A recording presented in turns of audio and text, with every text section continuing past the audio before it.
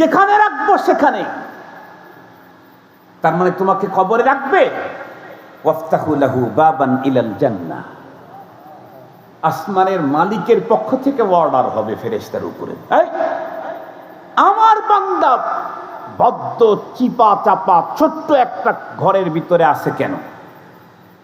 ওয়াসিউ লাহু কবরা, ওর কবরকে প্রশস্ত করে দাও। কতটুক? ওর চোখের দৃষ্টি যায় যতটুক। আল্লাহ পাক বলবেন কেন? রব্বুন আল্লাহর স্লোগান দিয়েছে আর সারা জীবন আমাকে রব হিসাবে মেনেছে,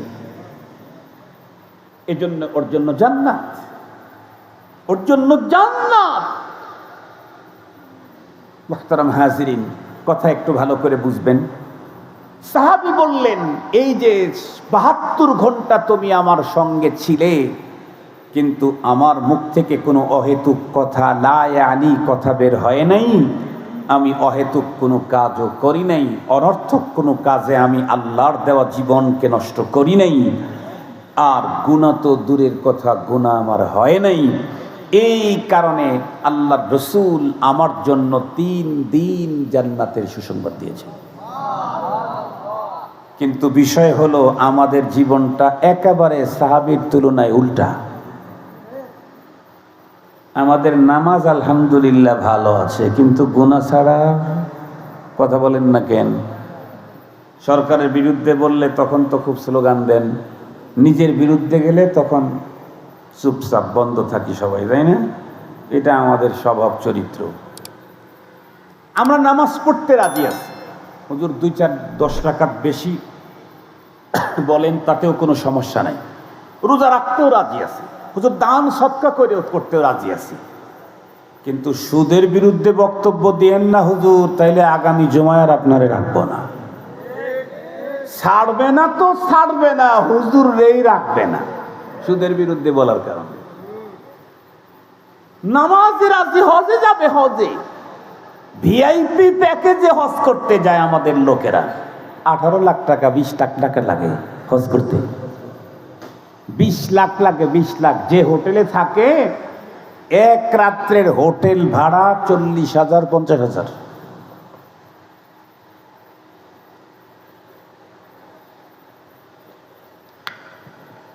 $30-40 লাখ টাকা লাগে হজ করতে, প্রতি বছর যাবে। কিন্তু যদি বলা হয় অন্যের সম্পদ জোর করে নিও না, এটা ছাড়তে পারবে না। প্রয়োজনে হজ যদি বৎসরে 2 বার হয় তাও যাবে। আল্লাহ সিস্টেম করছে একবার, জিলহজ মাস ছাড়া তো আর হজ হয় না, সারা বৎসরে হয় হলো উমরা। হজ তো জিলহজ মাস লাগে। যদি বলা হয় মাদ্রাসার 500 ছাত্র, হুজুর ঠিক আছে গরু 2টা পাঠায় দিলাম, দিবে। কিন্তু যদি বলা হয় বেগানা নারীর সাথে গল্প দেওয়া চলবে না, অফিসে বেগানা সুন্দরী নারীকে রিসিপশনে রাখা যাবে না, তাইলে এই ফতুয়া মানতে রাজি নাই। কথা বলেন না কেন মেয়ে? কথা বলেন না কেন? টুপি আছে, দাড়ি আছে, তবলিগ করে, চিল্লা লাগায়, পীরের মুরিদ, প্রতি বছর হজে যায়, কত কোয়ালিটি। কিন্তু গিয়ে দেখেন তার ফ্যাক্টরি রিসিপশনে সুন্দরী মহিলা বসা, এত বড় বড় দাড়ি, মালিকের এত বড় বড় দাড়ি, আমার চেয়ে বড় দাড়ি। আমি তো মাঝে মাঝে একটু ছোট করি, ছোট করি মানে এক মুঠে ছোট করি নাই, ওইটা আবার মনে করেন না। এর চেয়ে বেশি বেড়ে গেলে একটু ছোট করি। উনি ছোটই করে না, ওনার দাড়িতে আমারে বাঁধতে রাখা যাবে, এত বড় দাড়ি। কিন্তু তার ফ্যাক্টরি রিসিপশনে সুন্দরী মহিলা রেখে দিয়েছে। তার মানে হলো নেকি করতে রাজি আছি, গুনাহ ছাড়তে রাজি নাই। রাসূল সাল্লাল্লাহু আলাইহি ওয়াসাল্লাম এই সাহাবীকে 3 দিন জান্নাতি হওয়ার সুসংবাদ দিয়েছেন। বেশি নেকির কারণে না, গুনাহমুক্ত জীবনের কারণে। তাহলে আমরা যদি জান্নাতি হতে চাই, আমাদেরও গুনাহমুক্ত জীবন দরকার, সাহাবীদের মতো জীবন দরকার। আল্লাহ তো বলেই দিয়েছেন, السابقون الأولون من المهاجرين والأنصار والذين اتبعوهم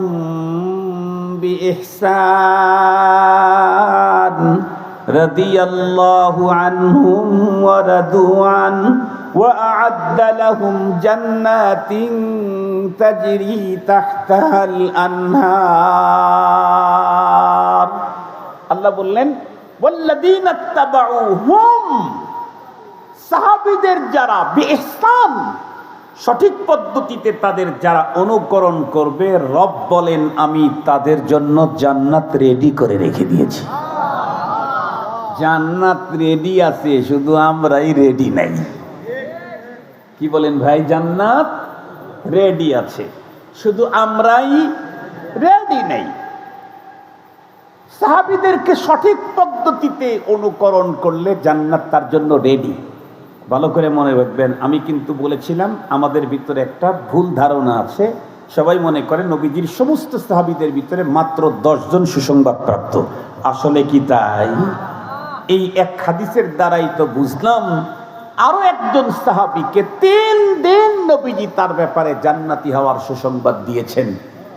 একদম সংক্ষিপ্ত কথা হলো, একসঙ্গে সর্বাধিক বাইনেন বিশ্ব নবীজি জান্নাতি হওয়ার সুসংবাদ দিয়েছেন হলো 10 জনের ব্যাপারে। তবে ক্ষণে ক্ষণে ক্ষণে ক্ষণে নবীজি তার অনেক সাহাবীদের ব্যাপারে জান্নাতি হওয়ার সুসংবাদ দিয়েছেন, সহিহ হাদিসের বর্ণনায় আছে। এর চাইতেও বড় কথা, যেটা আমার টার্গেট, এর চাইতেও বড় কথা, নবীজি তো ক্ষণে ক্ষণে অনেকগুলারে দিয়েছেন, সবগুলারে জান্নাতের সুসংবাদ দেন নাই। আর রব্বুল আলামিন সমস্ত সাহাবীদের জান্নাতি হওয়ার সুসংবাদ কোরআনেই দিয়ে দিয়েছেন। সমস্ত সাহাবীরা জান্নাতি। তার ভিতরে একটা আয়াত এখন পড়লাম, السابقون الأولون من المهاجرين والأنصار। নবীজির সাহাবী তো 2 গ্রুপ, 3 নাম্বার কোন গ্রুপ ছিল নাকি? কেউ আনসার, কেউ, কথা বলেন না একটু ভাই, কেউ আনসার কেউ মুহাজির। আল্লাহ বলেন আনসার আর মুহাজির এদের ভিতরে সাবিকিন আউয়ালিন যারা, আল্লাহ পাক বলেন তারা তো জান্নাতে যাবে। এদেরকে কিয়ামত পর্যন্ত যত মানুষ এদেরকে অনুকরণ করবে সঠিক পদ্ধতিতে, তারা জান্নাতে যাবে, তাদের জন্য জান্নাত রেডি। আল্লাহর এক বান্দা ওয়াজ শুনতেছিল, ফোন করছে, তো আমি রিসিভ করে রেখে দিছি। উনি আর কাটতেছেন না, কিন্তু আমি একটু সময়টা দেখার জন্য এটা কেটে দিলাম। আল্লাহ বান্দা মনে কষ্টই পাইল নাকি আল্লাহ জানে। আমি আর 15 মিনিট বয়ান করবো ইনশাআল্লাহ। খুব ভালো করে কথা বোঝার জন্য চেষ্টা করবেন। তাহলে আমরা সাহাবায়ে কেরামের অনুকরণ করতে চাইলে গুনার নেকি মিলা করলেই চলবে নাকি? গুনাও করলাম, নেকিও করলাম, নামাজও পড়লাম, সুদ নিলাম খাইলাম, নামাজও পড়লাম, ঘুষও খাইলাম, চলবে না? চলবে না?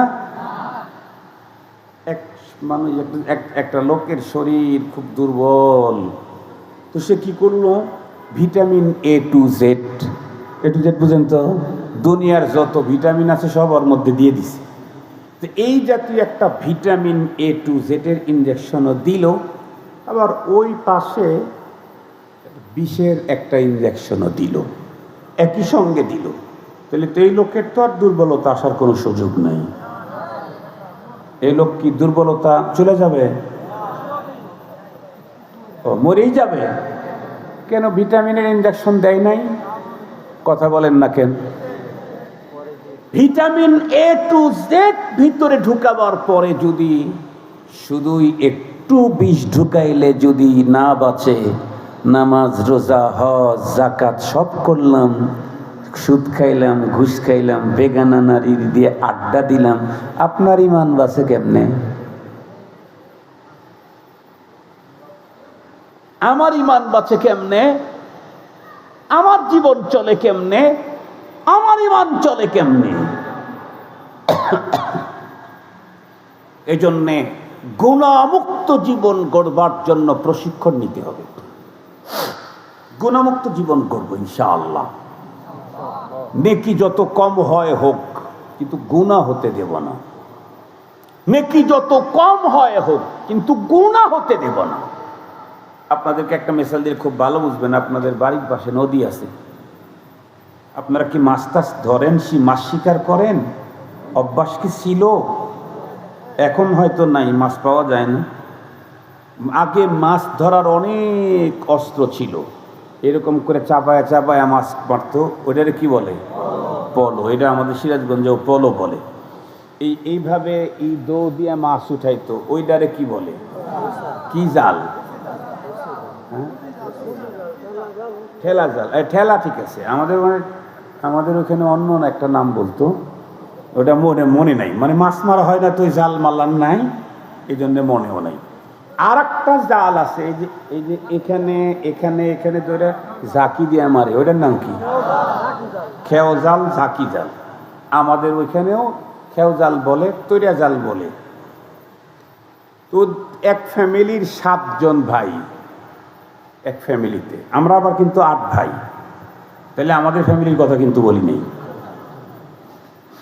আমরা তো 8 ভাই এবং 8 জন বেঁচে আছি আলহামদুলিল্লাহ। মজার কথা হলো 8 জন আলেম। আমরা 8 ভাই, 8 ভাই আলেম, আব্বা আম্মা কেউ বেঁচে নেই। তো খেও জাল দিয়া মাছ ধরতেছে 6 জন। খালই চেনেন নাকি আপনারা? সুন্দর। আগে কিন্তু খালইরও ডিজাইন হইতো, এখন তো বাড়ি ঘরের ডিজাইন হয়, হোন্ডার ডিজাইন হয়, R15-এর ডিজাইন হয়, প্রাইভেট কারের ডিজাইন হয়। আগে কিন্তু খালইরও ডিজাইন হইতো। মনে পড়ে কি আপনাদের? কার খালই কত সুন্দর, এটা আগে একটা প্রতিযোগিতা ছিল। খুব সুন্দর করে ডিজাইন করে রং টং লাগায়া বড় খালই নিয়ে গেছে।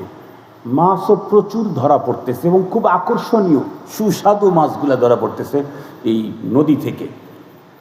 খালই একদম ফাইন, দেখলেই মানুষ তাকায় থাকবে, আরে খালই কে বানাইল রে। খালই সব দিক থেকে টিপটপ সুন্দর ফাইন, কিন্তু একদম মাঝখানে এত বড় একটা ভাঙ্গা, শুধু এত বড় মাছ যেগুলা ধরা পড়তেছে এগুলো এত বড় বড় না। মাছ আকর্ষণীয়, ট্যাংরা মাছ, পুঁটি মাছ, দেশি পুঁটি, এরপরে বাইলা মাছ, ভালো ভালো মাছ ধরা পড়তেছে। যেই মাছগুলা ধরা পড়তেছে এগুলি ভাঙ্গার তুলনায় ছোট। সবাই 6 জন খেও দিলেই, খেও বলেন না কি এদের আপনারা? খেও দিলেই মাছ। সন্ধ্যা পর্যন্ত মাছ মেরে ওর ভিতরে রাখছে। বিকেল বেলায় এখন বলেন তো দেখি, এই খালই নেওয়ার জন্য তো ভ্যান ডাকতে হবে। কে সারাদিন এত মাছ ধরলো 6 জনে মিলে, তারপরও ভ্যান ডাকতে হবে না? কে মাছ নাই? আরে ধরছে 6 জন, বাঙ্গা একটা, এক বাঙ্গা দিয়ে আর কয়টা বেরোইব?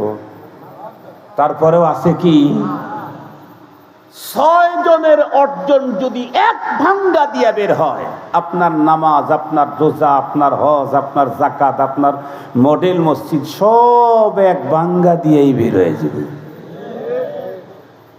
কয় ভাঙ্গা লাগবে? এক ভাঙ্গা। সুদের ভাঙ্গা, ঘুষের ভাঙ্গা, দুর্নীতির ভাঙ্গা, জাতির সম্পদ চুরি করার ভাঙ্গা। জাতির সম্পদ চুরি করছে, রাষ্ট্রের সম্পদ চুরি করছে। গুমের ভাঙ্গা, খুনের ভাঙ্গা, জুলুমের ভাঙ্গা, নিজের বোনকে বাবার সম্পদ থেকে বঞ্চিত করার ভাঙ্গা। বোনকে বাবার সম্পদ থেকে বঞ্চিত করে দিয়েছে, পিসাব। কিন্তু বোনকে বাবা ইন্তেকালের পরে বোনকে তার নিজ হিস্সা দেয় নাই।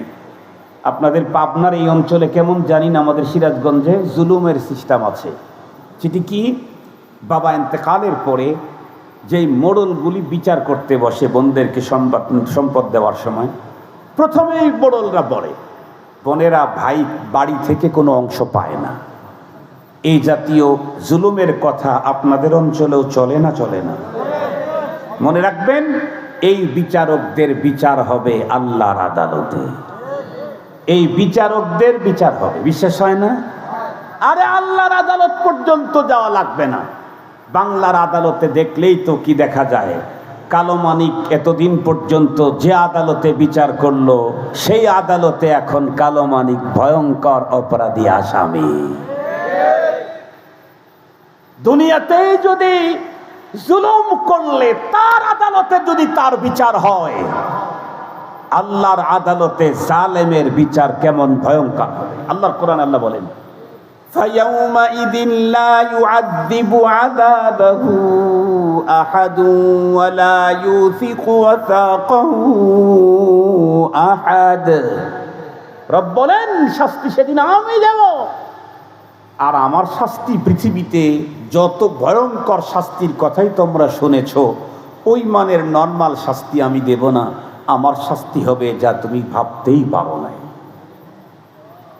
জীবন্ত মানুষের শরীর থেকে চামড়া ছিলেছে মায়ানমারে, আমরা নিজেরা দেখেছি। জীবন্ত মানুষের শরীর থেকে গোশত কেটে চিবিয়েছে, আমরা নিজেরা দেখেছি। দেখি নাই? সোশ্যাল মিডিয়ায় দেখি নাই? রোহিঙ্গা যখন আসলো, জীবন্ত মানুষটাকে আগুনের ভিতরে ফেলে দেওয়া হয়েছে। আপনারা শুনলে অবাক হবেন। আমার দেশেও ওই জাতীয় কাজ করেছে, সেটা হয়েছে গোপনে। এই যে ট্রাইব্যুনালের প্রসিকিউটর, তারা তাদের রিপোর্ট দিয়েছে, ভিন্ন মতের লোকদেরকে ইনজেকশন দিয়ে তাদেরকে ইট ভাটায় পোড়ায় দেওয়া হতো এই বাংলাদেশে।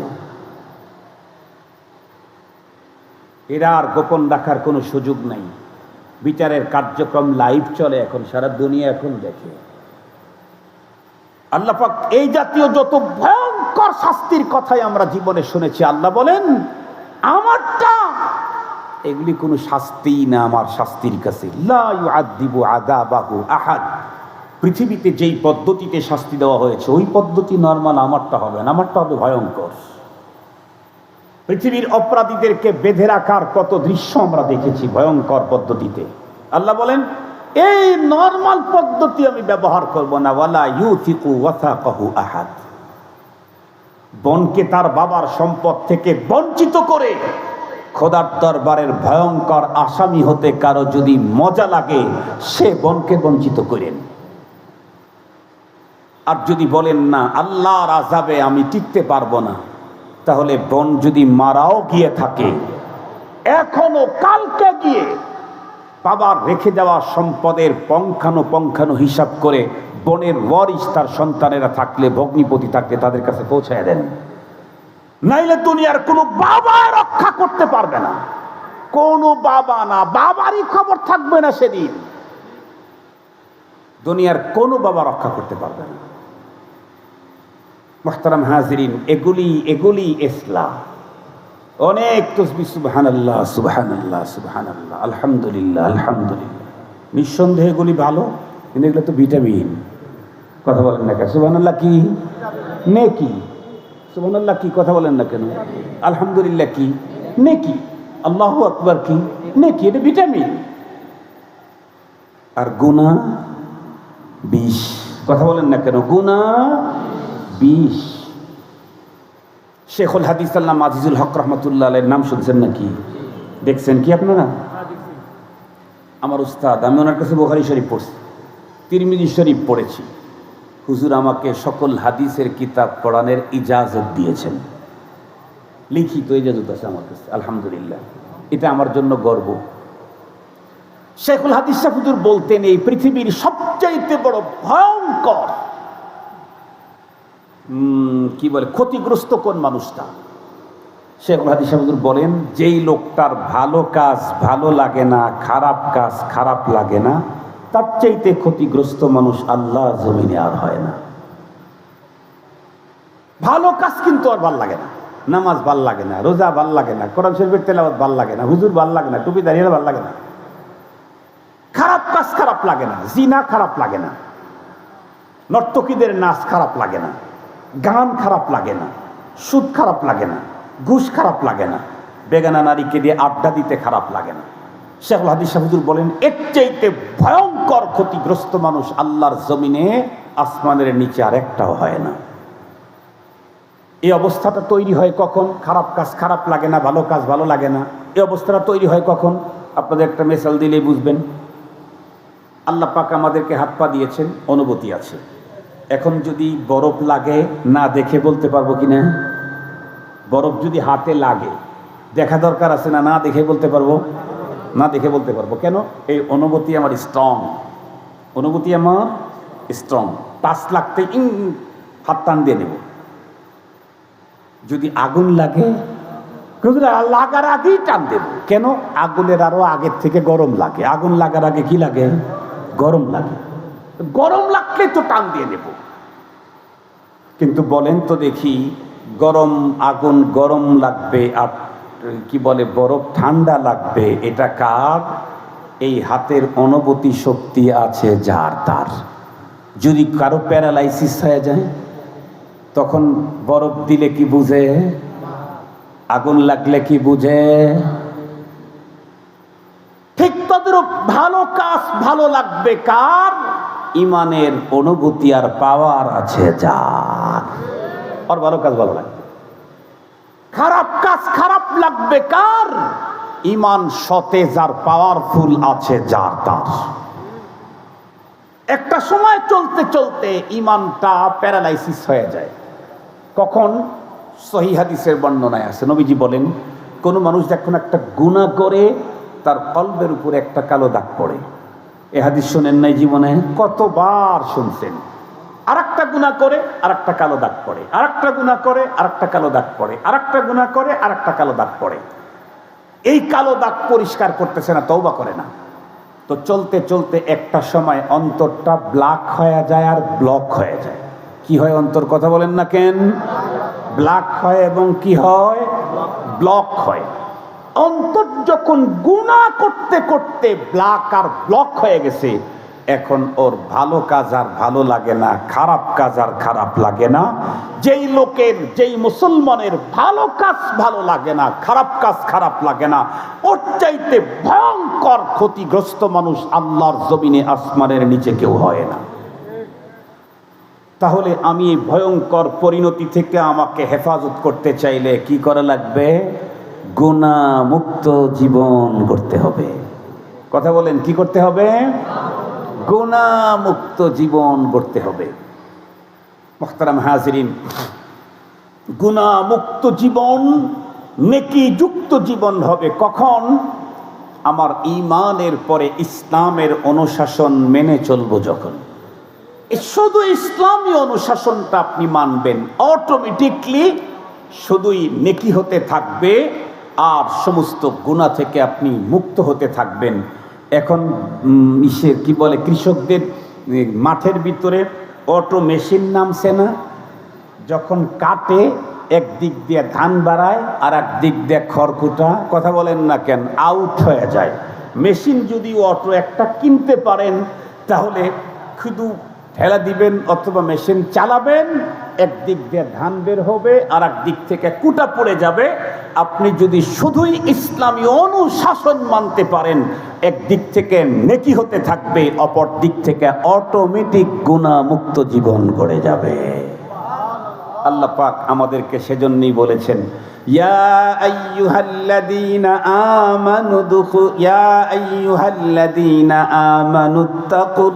আমানুত্তাকুল্লাহ হাক্কা তুকাতিহি ওয়া লা তামুতুন্না ইল্লা ওয়া আনতুম মুসলিমুন। ও ঈমানদার, আমাকে যথাযথ ভয় করো আর মুসলিম না হয়ে কবরের পথে এসো না। মুসলিম যখন হয়ে যাবে, পুঁজির তখন শর্ট থাকবে না, গুনাহ তোমার আমল নামায় আর যোগ হতে পারবে না। ইসলাম তোমাকে দেখায় দিবে, এই পথে চলো, এই পথে চলো। দেখেন, ছোট বাচ্চা যদি একা একা যেতে থাকে, অ্যাক্সিডেন্ট করার সম্ভাবনা থাকে। বাবা যদি হাত ধরে থাকে, অ্যাক্সিডেন্ট হওয়ার সম্ভাবনা 90% কমে যায়। আমি যদি নিজের মতো করে চলি, অ্যাক্সিডেন্ট হওয়ার সম্ভাবনা, গুনাহ আমার হইতেই থাকবে। আমি যখন ইসলামের হাত ধরে চলবো, ইসলাম আমাকে গুনাহ থেকে মুক্ত করে ছাড়বে। আল্লাহ পাক আমাদেরকে ঈমান আর ইসলামের দুই পুঁজি নিয়ে কবরে যাওয়ার তৌফিক দান করুক।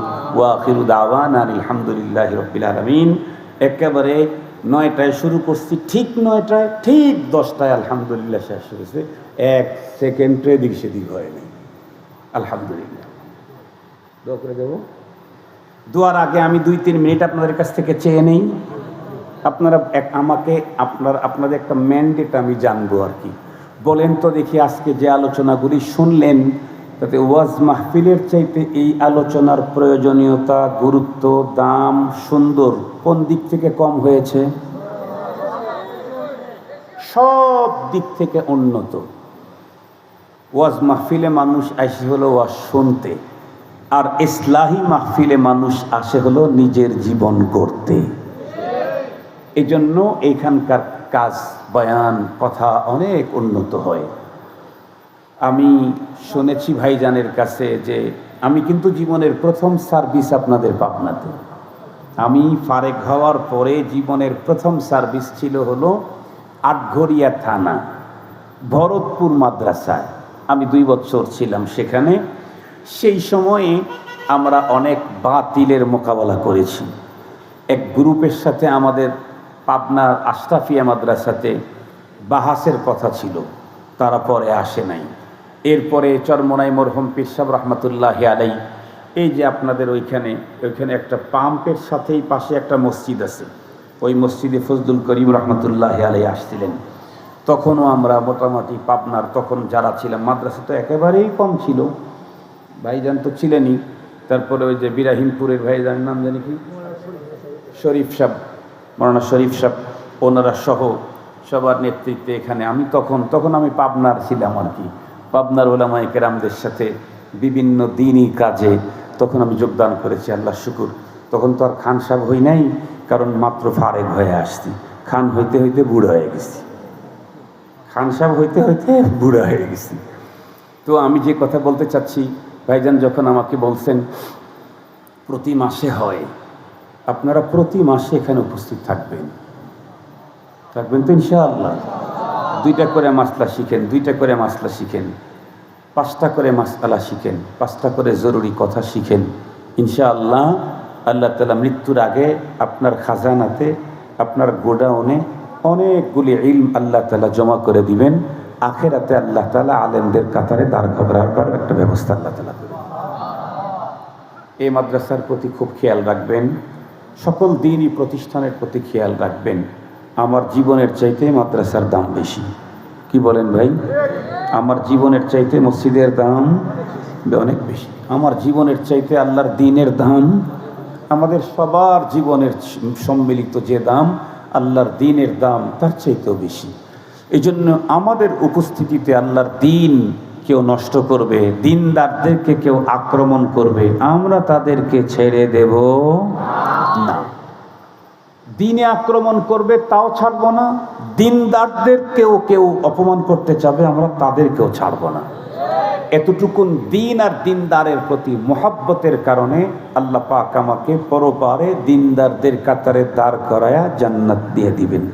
আমার কথা না, বড় হুজুর, সবচেয়ে বড় হুজুর মুহাম্মদুর রাসূলুল্লাহ সাল্লাল্লাহু আলাইহি ওয়াসাল্লামের কথা, আল মারউ মা মান আহাব্বা।